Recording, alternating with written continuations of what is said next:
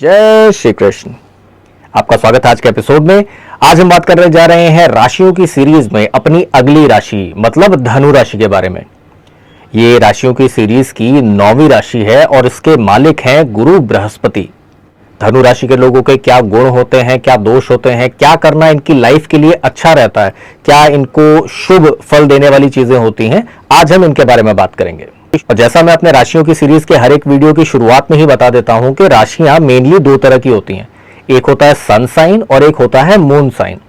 आप जब कभी भी अखबारों में या टीवी में या कहीं पे भी ये देखते हो कि इस डेट से इस डेट के बीच में जो लोग पैदा हुए हैं उनकी सो एंड सो राशि है, तो वो जो राशि बताई जा रही होती है कुछ स्पेसिफिक डेट्स के बीच में पैदा होने की वजह से, वो होती है सन साइन यानी कि सूर्य राशि। जो चंद्र राशि होती है वो देखी जाती है आपकी कुंडली से। और इंडिया में जितने भी एस्ट्रोलॉजर्स हैं 90% एस्ट्रोलॉजर्स अपनी जो हॉरोस्कोप बताते हैं, दैनिक भविष्यफल हो, मासिक भविष्यफल हो, ईयरली प्रेडिक्शंस हो, सारी के सारी चंद्र राशि के हिसाब से ही बताई जाती हैं। अनटिल अनलेस ऑब्वियसली वहां पे डेट्स लिखी हो कि इस डेट से इस डेट वालों के बारे में बताया जा रहा है। तो चंद्र राशि कैसे निकालेंगे? बहुत सिंपल होता है। आज के डेट में बहुत सारे फ्री सॉफ्टवेयर अवेलेबल हैं। आप ऑनलाइन अगर सर्च करोगे फ्री कुंडली सॉफ्टवेयर तो आपको बहुत सारे सॉफ्टवेयर मिल जाएंगे। उसमें आपने सिर्फ अपनी date of birth, time of birth और प्लेस ऑफ बर्थ डालना है, आपकी कुंडली खुल के सामने आ जाएगी। कुंडली देखना नहीं आता कोई फर्क नहीं पड़ता, आपको सिर्फ इतना देखना है कि उस कुंडली में चंद्रमा कहां पे बैठे हैं। मतलब अगर इंग्लिश में लिखी है कुंडली तो MO लिखा होगा, अगर हिंदी की कुंडली है तो च लिखा हुआ होगा। जहां कहीं पे भी MO या च लिखा हुआ है वहां पे जो सबसे बड़ा नंबर लिखा होता है वो बताता है आपकी राशि के बारे में। क्योंकि चाहे सन साइन हो चाहे मून साइन, राशियों का सीक्वेंस हमेशा सेम रहता है। मेष, वृष, मिथुन, कर्क, सिंह, कन्या, तुला, वृश्चिक, धनु, मकर, कुंभ, मीन, ये सीक्वेंस कभी नहीं बदलता। तो अगर जहां पे चंद्रमा है वहां पे 9 नंबर लिखा हुआ है तो आपकी धनु राशि है। धनु राशि एक अग्नि तत्व की राशि है जिसके स्वामी है गुरु बृहस्पति। और मैं हमेशा ये चीज कहता हूं कि जो राशि का सिंबल होता है, जो राशि के स्वामी होते हैं, वो इंसान की पर्सनैलिटी के ऊपर, उसके पूरे के पूरे जीवन के ऊपर बहुत ज्यादा इफेक्ट डालते हैं। तो जो ये धनु राशि है इसका जो सिंबल है वो एक आधा इंसान आधा घोड़े का सिंबल है जो एक धनुष बाण लिए हुए है। ये जो एक अश्वमानव टाइप का सिंबल इसको दिया गया है वो बेसिकली इनके इस नेचर को दिखाता है कि इन लोगों को आजादी बहुत ज्यादा प्यारी होती है। ये लोग अपनी जिंदगी में कभी किसी बंधन में बंध के रहना पसंद नहीं करते, वो चाहे फिजिकल रिस्ट्रेन की बात की जाए चाहे मेंटल रिस्ट्रेन की। कहने का मतलब क्या हुआ कि इन्हें किसी एक जगह पे बंद के रहना, किसी एक फिक्स जॉब में बैठे रहना, किसी एक क्यूबिकल में बैठ के काम करना पसंद नहीं होता।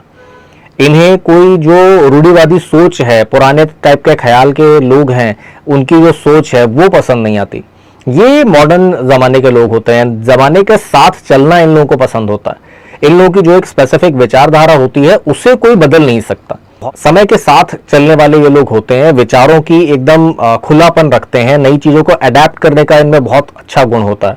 बहुत ही पॉजिटिव सोच वाले लोग होते हैं ये। इनको ना बहुत ज्यादा आशावादी कहा जा सकता है। किसी भी सिचुएशन में, अगर गलत सिचुएशन, बुरी सिचुएशन में भी ये फंसे हुए हैं तो उसमें क्या अच्छा पॉइंट है, उसको सुधारा किस तरीके से जा सकता है। और अगर सुधारा जाने की बात ना भी कही जाए तो जो स्थिति अभी है उसमें क्या अच्छी बात है, ये उसको देखने की बात करते हैं।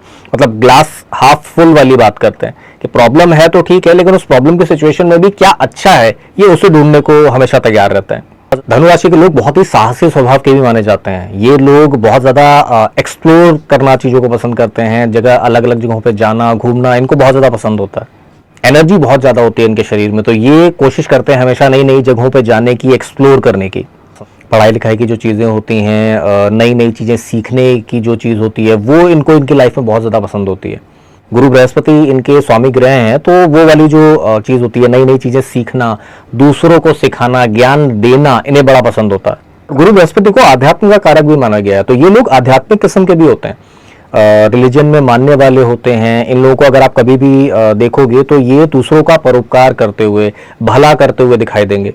दूसरों की भलाई के लिए ये कभी कभी काफी आगे के हद तक चले जाते हैं जो इनके लिए भी नुकसानदायक हो जाती है, लेकिन ये दूसरों का भला करने से पीछे नहीं हटते।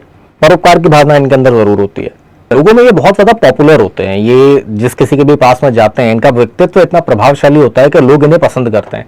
इसी वजह से इनकी लाइफ में मल्टीपल रिलेशंस हो, ये भी देखने को मिल सकता है, क्योंकि ये अपने रिलेशन में बहुत ज्यादा नाटकीय तरीके से रिलेशन निभाने में भरोसा रखते हैं। मतलब दिखावा कहना तो शायद सही नहीं होगा, लेकिन बहुत ही एक्सप्रेसिव किस्म के होते हैं ये लोग। ये अपनी फीलिंग्स को इतने अच्छे तरीके से दिखाते हैं, सामने वाले को इतना स्पेशल फील कराते हैं कि कोई भी बंदा इनके साथ रिलेशन में रहना चाहता है। जनरली यही देखा गया है कि मल्टीपल रिलेशन होने के बावजूद जब ये एक बार शादी कर लेते हैं, सेटल हो जाते हैं, तो इनका जो वैवाहिक जीवन होता है वो भी अच्छा ही रहता है। और क्योंकि एक्सप्लोर करना इन्हें बड़ा पसंद होता है, घूमना फिरना बड़ा पसंद होता है, नई नई चीजें देखना बहुत ज्यादा पसंद होता है, तो ऐसा ही कोई जॉब अगर ये करते हैं, बिजनेस करते हैं जिसमें इन्हें एक्सप्लोर करना पड़े, चीजों को अलग अलग जगहों की यात्राएं करनी पड़े, घूमना फिरना पड़े, थोड़ा खोजबीन करनी पड़े, ऐसी चीजों में अगर ये जाएं तो इनके लिए बड़ा अच्छा माना जाता है। इनको बस अपनी लाइफ में ये चीज थोड़ी ध्यान रखनी होती है कि ये क्योंकि काफी नॉलेजेबल होते हैं, काफी नॉलेज इकट्ठी करते रहते हैं, तो किसी भी चीज को किसी को बोलने में पीछे नहीं हटते। बहुत ही क्लियर तरीके से सामने वाले के मुंह पे सारी बातें बोल देते हैं। इस वजह से कई बार इनको लोगों का गुस्सा भी झेलना पड़ता है, क्योंकि ये स्पष्टवादी किस्म के लोग होते हैं। चिकनी चुपड़ी बातें करना या फिर घुमा फिरा के बातें करना इनको नहीं आता। जो भी बात होगी स्ट्रेट फॉरवर्ड बोल देंगे। उसी के पीछे इनकी लड़ाइयां भी हो जाती हैं, क्योंकि इन्हें गुस्सा भी बड़ा जल्दी आता है। गुरु जो होते हैं, अगर आप उन्हें ही कोई सिखाने लग जाए तो उन्हें बड़ा गुस्सा आएगा। आपके ही टीचर को आप समझाने लग जाओगे, आपका टीचर आपको कुछ समझा रहा है और आप उल्टा उसको ही समझाने लग जाओगे, नहीं ऐसा नहीं वैसा, तो उनको गुस्सा आएगा ना। तो ये लोग किसी चीज के बारे में रिसर्च कर रखी है, जान रखा है, सामने वाले को कुछ बोल रहे हैं, वो इन्हें उल्टा समझा रहा है, तो इन्हें बड़ी तेज गुस्सा आ जाती है। ये इनके नेचर की एक कमी होती है। और किसी भी चीज के बारे में इनका जो कॉन्फिडेंस होता है वो कब ओवर कॉन्फिडेंस में बदल जाए ये इन्हें खुद पता नहीं चलता। क्योंकि कई बार ऐसा होता है कि किसी चीज को इन्हें थोड़ी नॉलेज है उस चीज के बारे में, लेकिन फिर भी अगर किसी पॉइंट पे ये अड़ गए कि नहीं मुझे तो ये चीज पता है, मैं जो कह रहा हूं वही सही है, तो चाहे सामने वाला सही ही क्यों ना हो, ये उस बात पे अड़े रहते हैं और उसके पीछे गुस्सा करके अपना नुकसान करवा लेते हैं। वैसे तो इनका सेंस ऑफ ह्यूमर भी बहुत अच्छा होता है, हंसी मजाक करने वाले, प्यार से बात करने वाले ये होते हैं, बस कभी कभी अड़ जाए तो दिक्कत होती है। और जो इनकी थोड़ा ज्यादा ही स्वतंत्रता की इच्छाएं होती हैं, ज्यादा ही लिबरल होने का इनका जो मन करता है, वो भी इनको कभी कभी परेशानियों में घिरवा सकता है। क्योंकि ये किसी भी चीज के बारे में हमेशा खुला मन रखने की कोशिश करते हैं, खुले तरीके से सोचने की कोशिश करते हैं, हर एक चीज को समझने की, अडेप्ट करने की कोशिश करते रहते हैं, जो कभी कभी इनके लिए परेशानी का सबब बन सकती हैं। और जो एक्सप्लोरिंग नेचर होता है इनका, वो इन्हें कभी कभी थोड़ा सा इम्पेशेंट बना देता है।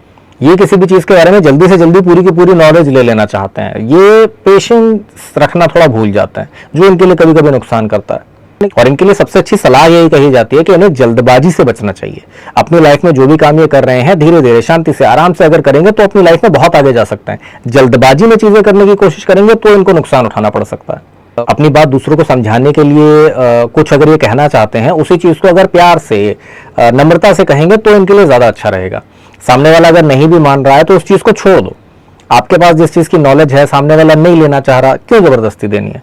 तो ये अपनी लाइफ में काफी सारे कॉन्फ्लिक्ट को अवॉइड कर सकते हैं। इनके लिए अगर शुभ चीजों की बात की जाए कि क्या करना इनके लिए अच्छा होता है, लक को क्या इनके बढ़ाएगा, तो इनके लिए सबसे अच्छा होता है कि ये भगवान विष्णु की आराधना करें। भगवान विष्णु को अगर ये हल्दी चढ़ाते हैं तो इनके लिए बहुत अच्छा रहता है। गुरुवार के दिन पीले कपड़े पहनना इनके लिए बहुत अच्छा माना जाता है। गुरु बृहस्पति के बीज मंत्र ओम ब्रह्म बृहस्पतये नमः का अगर ये डेली पाठ करते हैं तो भी इनके लिए बहुत अच्छा माना जाता है। गुरुवार के दिन केले का दान करना या फिर पीली चीजों का दान करना इनके लिए बहुत अच्छा लक का साथ दिलवा सकता है। अब जैसा मैं हमेशा राशि की वीडियो में कहता हूं कि क्योंकि चंद्रमा आपके 9 नंबर की राशि में बैठे हुए हैं तो आपकी धनु राशि हो गई और ये सारे ट्रेड्स आपको मिल गए। लेकिन आपकी कुंडली में गुरु कहां पे बैठे हुए हैं, किस हाउस में बैठे हुए हैं, किस हाउस के मालिक हैं, उसके हिसाब से आपकी कुंडली के उपाय अलग भी हो सकते हैं। अभी जो मैंने आपको उपाय बताए हैं, बृहस्पतिवार के दिन पीली चीजों का दान करना या फिर विष्णु जी की आराधना करना, उन्हें हल्दी का चढ़ाना, ये आपके कुंडली में गुरु की कोई भी पोजीशन हो आपको फायदा ही देगा, आपको नुकसान नहीं देने वाला। लेकिन अगर आप अपनी कुंडली के बारे में कुछ जानना चाहते हैं तो आप अपनी डिटेल्स कमेंट्स में भेज सकते हैं, पर्सनली मैसेज कर सकते हैं, वेबसाइट पर सारी डिटेल दी ही हुई है।